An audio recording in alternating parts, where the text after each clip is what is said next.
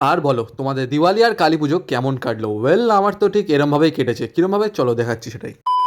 পুজোর আগের দিন রাত্রিবেলা সবাই মিলে চলে গেলাম হচ্ছে ঠাকুর আনার জন্য। সে এক আলাদাই মজা, কি আর বলে বোঝাবো। আর এবারে আমাদের প্যান্ডেল হয়নি ওই ঝড় বৃষ্টির জন্য, তাই ক্লাবের ভেতরেই পুজোটা হচ্ছে। The next day. পরের দিন ভোরবেলা বেরিয়ে পড়লাম ঢাকি খোঁজার জন্য শিয়ালদা স্টেশনে। আর লিটারালি ভাই সাবানে কান পাতা যাচ্ছিল না, এত ঢাকের আওয়াজ। শুনবে, দাঁড়াও শোনাচ্ছি।